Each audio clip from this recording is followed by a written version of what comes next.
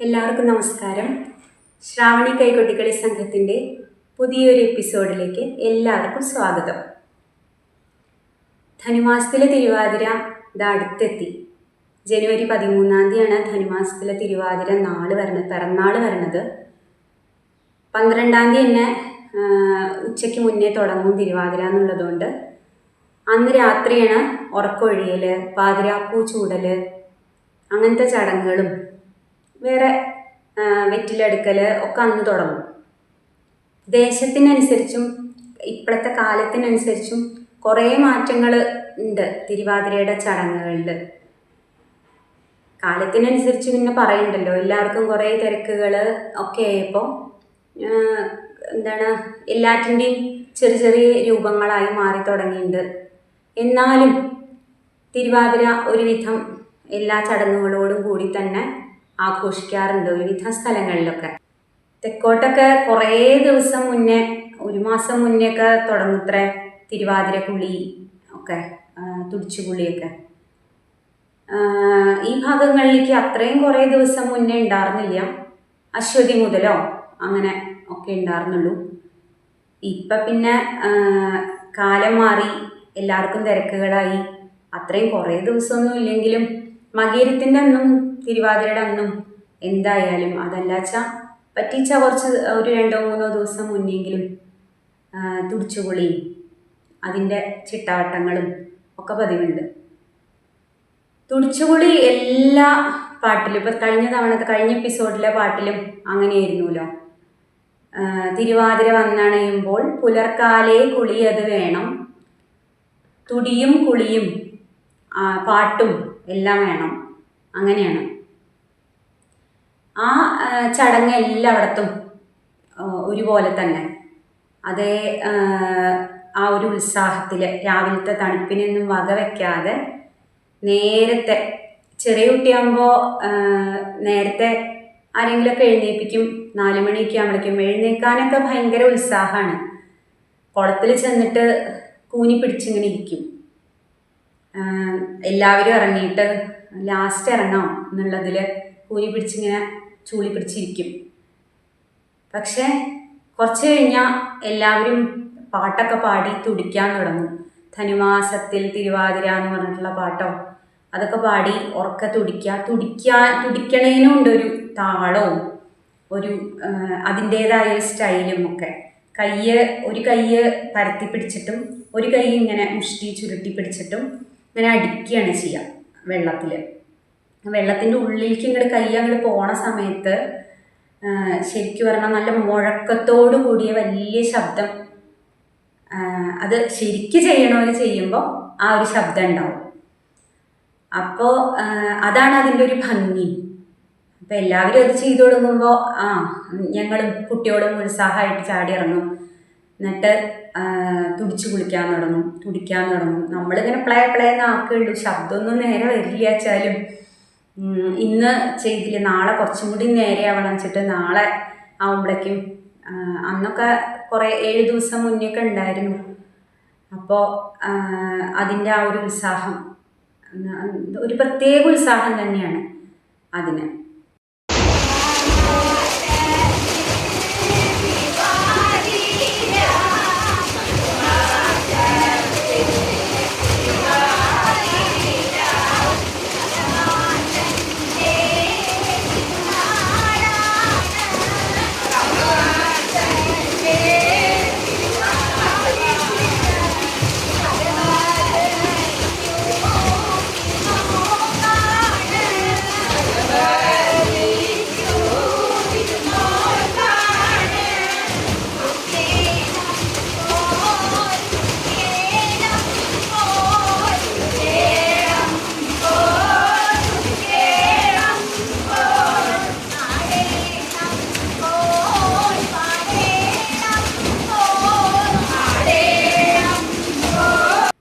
അങ്ങനെ തുടിക്കൽ കഴിഞ്ഞാൽ പിന്നെ മലരി വറക്കലാണ്. മലരി വറക്കുക എന്ന് പറഞ്ഞാൽ നമ്മൾ സാധാരണ മലരി വറക്കല്ല കേട്ടോ. കൈ ഇങ്ങനെ കോർത്ത് പിടിച്ചിട്ട് വെള്ളം അങ്ങനെ തട്ടി തെറിപ്പിക്കാം. ആദ്യം അതും അതെ, ഈ പാട്ടിന് ഒരു പ്രത്യേക താളമുണ്ട്, ഓരോ ട്യൂണുണ്ട്. കുറേ പാട്ടുകൾ നമ്മൾ സാധാരണയും വേറെ പല അവസരങ്ങളിലും ഒക്കെ ചെല്ലണ പാട്ടുകളും അപ്പം ചെല്ലുകയൊക്കെ ചെയ്യും. പക്ഷേ ഈ മലരി വറുക്കാൻ ചെല്ലുമ്പോൾ അത് ആ ഒരു ട്യൂണിൽ തന്നെ ചെല്ലുള്ളൂ.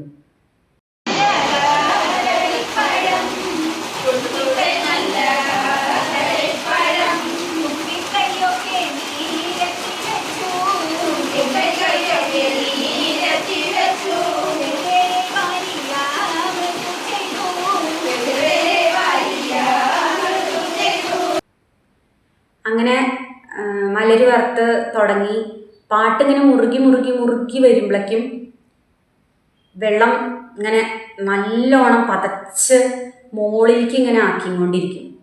എല്ലാവരും കൂടി ഒരു രസമാണ്. ആ ധനുമാസത്തിലെ തണുപ്പ് നല്ലോണം ഒന്ന് മാറാനും എല്ലാറ്റിനും നല്ലതാണ്.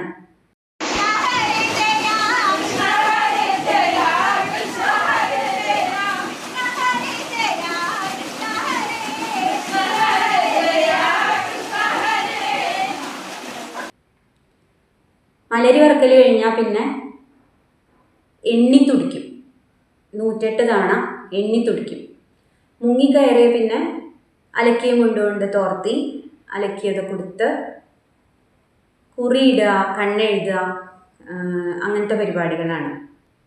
രാവിലെ കുളിക്കാൻ വരുമ്പോൾ തന്നെ നമ്മൾ എല്ലാ സംഭവങ്ങളും കുളത്തിലേക്ക് കുറേ സാധനങ്ങൾ കൊണ്ടുവരണം. ആവണപ്പലക, കിണ്ടി, അഷ്ടമംഗല്യം, വിളക്ക്. അഷ്ടമംഗല്യത്തിൽ കുറേ എല്ലാ സാധനങ്ങളും ഉണ്ടാവും. അതിൻ്റെ ഒപ്പം ചന്ദനം അരച്ചത്, പിന്നെ ആടിയ ചാന്ത്, അങ്ങനെ കുറേ സാധനങ്ങൾ കൊണ്ടുവരും. കറുകമാല.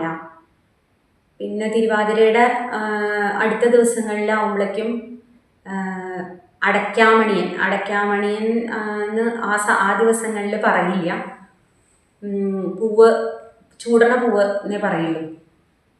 പാടത്തെ പൂവ് അങ്ങനെയൊക്കെയാണ് പറയുക. അപ്പോൾ അതും കൊണ്ടുപോകും. അതും ചൂടണം അവിടുന്ന് കുളത്തുനിന്ന്.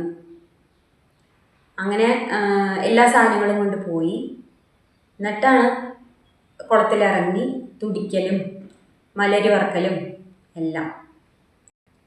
അതൊക്കെ കുളത്തിലിരുന്ന് തന്നെ ആദ്യം കണ്ണെഴുതി കഴിഞ്ഞാൽ മുഖത്തൊന്ന് തളിക്കണം എന്നാണ് പറയുക. ഇത്തിരി വെള്ളം തളിക്കുക. അങ്ങനെ പിന്നെ കുറിയിടും, കറുകമാല ചൂടി, ചാന്ത് തൊട്ട്, അങ്ങനെ എല്ലാ ചടങ്ങുകളും കഴിഞ്ഞാൽ പിന്നെ അവിടെ സ്ഥലമുണ്ട് വെച്ചാൽ, കുളപ്പുരയിൽ സ്ഥലമുണ്ട് വെച്ചാൽ അവിടെ നിന്ന് നിന്നിട്ട്, അല്ലെങ്കിൽ കുളത്തുനിന്ന് കയറി മുകളിൽ നിന്നിട്ട് കുറച്ചൊന്ന് വിളക്കും അഷ്ടമംഗല്യമൊക്കെ വെച്ച് ചെറുതായി ഒന്ന് പാടിക്കളിക്കും. ഗണപതി, സരസ്വതി, അങ്ങനെ പിന്നെ സ്വയംവരോ കൃഷ്ണൻ്റെ ഏതെങ്കിലും ചെറിയ കീർത്തനോ അങ്ങനെ എന്തെങ്കിലും കുറച്ച് പാടിക്കളിക്കും. അപ്പോഴേക്കും നേരമൊക്കെ അങ്ങനെ നല്ലോണം വെളുത്തു തുടങ്ങിയിട്ടുണ്ടാവും. ഇതെല്ലാം ഓരോരുത്തരായിരുന്ന് ഓരോരോ സെറ്റായിരുന്ന് കറുകമാല ചൂടലും അങ്ങനത്തെ ഇതൊക്കെ കഴിയുമ്പോഴേക്കും തിരുവാതിരയുടെ അന്ന് പാടിക്കളിച്ച് കയറി വരുമ്പോൾ എല്ലാവരും ഊഞ്ഞാലാടിയിട്ടാണ് ഉള്ളിലേക്ക് കയറുക. ചിലയിടത്ത് ഇപ്പോൾ ഇല്ലത്തൊക്കെ പുറത്ത് ഒരു ഊഞ്ഞാലുണ്ടാവാറുണ്ട്.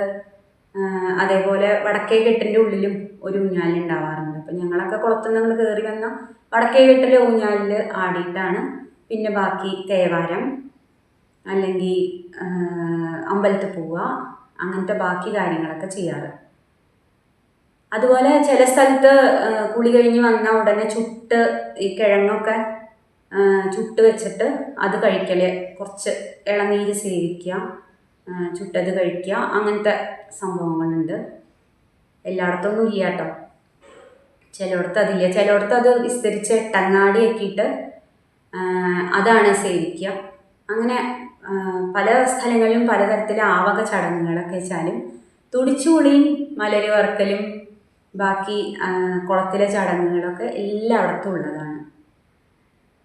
അപ്പം ഇത്തവണത്തെ പാട്ട് ഒരു വഞ്ചിപ്പാട്ടാണ്. വെളുക്കുമ്പോൾ കുളിക്കണം എന്ന് പറഞ്ഞിട്ട് തുടങ്ങുന്ന ഒരു വഞ്ചിപ്പാട്ടാണ്. എല്ലാവരും ആസ്വദിക്കൂ. ആസ്വദിച്ച് അതിൻ്റെ അഭിപ്രായങ്ങളും നിർദ്ദേശങ്ങളൊക്കെ കമൻറ്റിൽ എഴുതണം. എല്ലാവരുടെയും പ്രോത്സാഹനങ്ങൾക്ക് ഒരുപാട് ഒരുപാട് നന്ദി.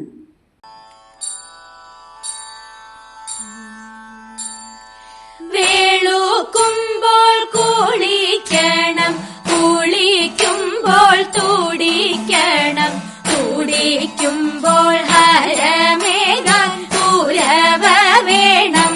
തതെയ്ത വേളൂത്ത മുണ്ടോടുക്കണം, അലക്കിയതുടുക്കണം, കാൽ കഴുകി കണ്ണെഴുതി കറുക ചൂടാൻ. തതെയ്ത ദേവാരങ്ങൾ ചെയ്തിടേണം, ദേവനെയും നിനക്കേണം, തോഴിമാരോടൊത്തു നന്നായി കളിച്ചിടേണം.